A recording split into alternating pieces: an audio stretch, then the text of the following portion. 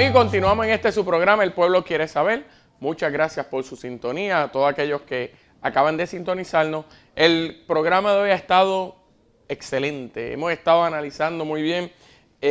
Comenzamos haciendo un pequeño resumen de lo que fue el programa pasado, que estuvo también magisterial. Estuvimos hablando en ese momento sobre lo que había sido la encuesta del Nuevo Día, interpretando los resultados, cuál era el mensaje que se quería llevar un poco, ¿no? La forma en que se preparan las encuestas y todos esos detalles. En el programa de hoy hicimos ese pequeño resumen, mencionamos parte de lo que en ese momento se hablaba y de la forma en que se discutía. Y también estuvimos hablando sobre los cambios necesarios en nuestro país y cómo el gobierno actual lo ha enfrentado. Y en el segmento anterior señalaba yo que hasta cierto punto a mí me agrada y me parece que al pueblo de Puerto Rico le conviene que el Ejecutivo y el Legislativo no necesariamente siempre concurran en los planteamientos de uno y de otro. Por ejemplo, actualmente ustedes saben que está el debate sobre la llamada crudita y es el aumento en el impuesto al petróleo y sus derivados que ha propuesto el Ejecutivo, el gobernador de Puerto Rico, Alejandro García Padilla. Esto para alegadamente poder salvar a la Autoridad de Carreteras y Transportación de la crisis económica en la que está, porque ahora el nuevo obstáculo para el área de inversiones del gobierno de Puerto Rico es la Autoridad de Carreteras y Transportación. Entonces, él está, ¿verdad?, planteando que es necesario buscar allegar nuevos fondos para poder cubrir el déficit que ronda en los 2.200 millones de dólares. Dicho eso, él entiende que estableciendo un nuevo impuesto al petróleo y sus derivados, pues puede sacar el dinero necesario para poner la autoridad al día y darle solvencia económica de manera que ella pueda correr con su nómina y demás. Me parece que todo el mundo está consciente en que no solo la Autoridad de Transportación y Carretera está en una difícil situación económica. Me parece que todo el mundo está claro en que no solo ella, sino otras agencias, como lo es el Departamento de Salud, como es la Policía de Puerto Rico, como es el Departamento de Hacienda, como es el Departamento de Educación, Transportación y Obras Públicas, Autoridad de Acueductos y Alcantarillado, en fin, un sinnúmero de agencias, el 911, FEMA, todas estas agencias que por años han tenido esta debacle económica. Ciertamente, el planteamiento que hace el señor gobernador, pues, pone a uno a la expectativa, porque ahora es que comienza a bajar el precio del petróleo, ahora es que hemos visto, luego de tantos años, una reducción en el precio de la gasolina, y que el propio gobernador, el que tanto abogaba por el bolsillo del pueblo, pues esté diciendo, no, vamos a ponerle un impuesto porque no puede estar barata, tiene que estar cara.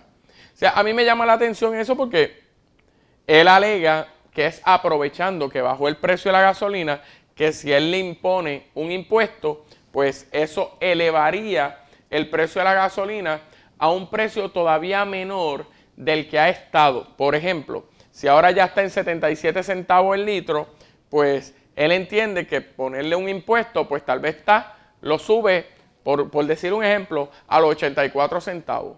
¿Ves? ¿Y qué él dice? Todavía los 84 centavos son baratos porque hasta 94 estuvo, hasta 1.2 o 3 centavos estuvo y la gente lo pagó. Si yo pongo un impuesto, cojo dinero y todavía la gasolina está barata. Y alegadamente, si la gasolina, por cuestión de las cuestiones petroleras, aumenta de precio, pues yo no tengo problema con eliminar ese impuesto. Esa parte es la menos creíble, porque no ha venido ningún gobierno que libere al pueblo de los impuestos que ha establecido. Y el mejor ejemplo de eso es el IBU, cuando no lo quieren soltar ni a empujones y ya han hablado de establecer el IVA. Así que vemos, ¿verdad?, ese estilo de disfrazar lo que definitivamente pues, va a ser un duro golpe para el funcionamiento económico de Puerto Rico. Pero por otro lado, entonces, ciertamente tenemos unos problemas económicos. Ahora, ¿cómo resolverlos? cómo buscar ese empuje de nuevos fondos para poder cumplir con los compromisos con los empleados, con lo que demanda el pueblo, porque las carreteras de Puerto Rico definitivamente no están en las mejores condiciones. ¿Cómo llevar eso? Y ahí es que me gusta un planteamiento que hace el señor Eduardo Batia cuando dice: yo no voy a apoyar ningún impuesto al petróleo y sus derivados para salvar a la autoridad de carretera hasta tanto y en cuanto no me presenten a mí un plan de reestructuración para esa corporación. Entonces ahí usted ve las dos partes. El Ejecutivo diciendo: necesitamos el dinero si le queremos dar movimiento a toda esta planificación financiera que hemos hecho para detener el deterioro en el que ha entrado Puerto Rico financieramente. Así que necesito que me apoyen en eso. Porque como quiera con mi impuesto no hago tanto daño porque lo llevo a un precio menor del precio que ya tenía. Pero por el otro lado, el señor Eduardo Batia, el señor gobernador dice: porque yo quiero resolver el problema, yo no quiero ponerle un parcho. Todos los que estuvieron antes que yo, han puesto parchos. Y yo no quiero poner parchos. Entonces el señor Eduardo Batia dice: yo concurro con el gobernador 100%.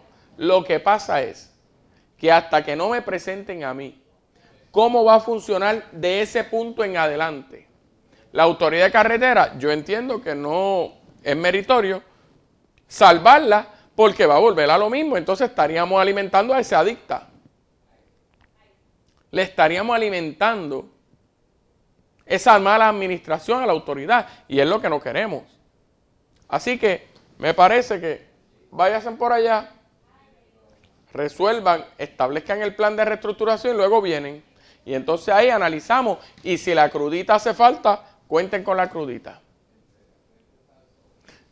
Hasta ahí me agrada el punto de que vemos que la legislatura no está dispuesta a convertirse en sello de goma de nadie. Me parece interesante que la legislatura, aunque muestra mucho respeto, mucho más que el que yo había visto en otros cuatrenios, con el Ejecutivo sencillamente difiere y ya. Y el Ejecutivo muy elegantemente responde y dice: pues no hay problema, nos vamos a reunir, vamos a hacer esto, yo los convoco a una extraordinaria y vamos a poder tomar estas decisiones y no sé qué, y echarle el pueblo para adelante. Pero por otro lado, me da también señales de que estos temas no se habían hablado. Me da la impresión de que hay cierto elemento en el que no está fluyendo la comunicación entre el Ejecutivo y el Legislativo. Algo que, como aquí siempre hablamos con la verdad y las cosas como las vemos, algo que definitivamente el partido PNP no dio la más mínima señal en el cuatrenio pasado. El señor Fortuño proponía algo y la legislatura decía 1, 2, 3 aprobado. No sabemos si era por ser estrictamente un sello de goma o porque ya el tema estaba que discutido hace rato o porque realmente llevaban una agenda de trabajo particular de ellos, no sé qué, con su criterio y ya, pero o sea que daba la impresión de que ellos decían: cuando lleguemos al poder, esto es lo que hacemos, tú te encargas de esto, tú de esto, tú de esto, yo de esto, aquel trae esto, yo lo llevo, aquel lo corta, aquel lo empata. Y aquí está dividido todo el bizcocho. Y entonces, por otro lado, pues, y vemos esas posturas tan distintas, ¿verdad? Que por un lado, pues, me agrada porque me da a entender que no necesariamente quieren ser sellos de goma del gobernador. Pero por otro lado, veo tan distante sus posturas que digo: pues entonces, ¿será que ni se comunican?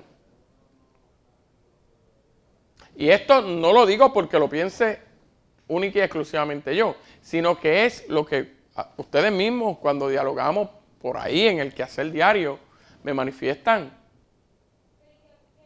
Y es parte de lo que toma espacio en nuestras tertulias.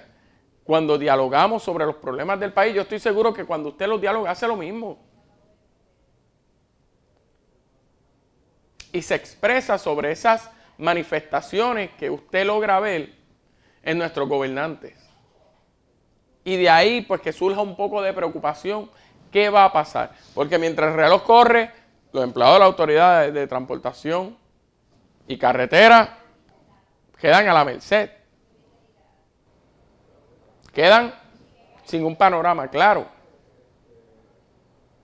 Y el director ejecutivo de la autoridad, ¿qué está haciendo? ¿Qué está diciendo? ¿Qué piensa? ¿Cómo se expresa? Cuando escucha que el señor Eduardo Batia le dice, yo quiero ver un plan de reestructuración de esa corporación, ¿qué él piensa? Y cuando llegó, él vio que hacía falta ese plan de reestructuración. Porque me parece a mí que si usted como administrador llega a un lugar donde usted ve que las cosas están manga por hombro, no lo tiene que ver porque ya lo sabe, pues inmediatamente hay que sentarse a establecer un plan. ¿Cómo vamos a regir esta autoridad o esta dependencia? ¿Cómo vamos a hacer los cambios? Y los cambios hay que hacerlos inmediatamente para comenzar a ver la diferencia, para que el público vea que cambió. De lo contrario, ya usted sabe que por ahí viene pesquera con tupón. Amigos, les pido que no se retire nadie, que el pueblo quiere saber, continúa luego de esta pausa comercial.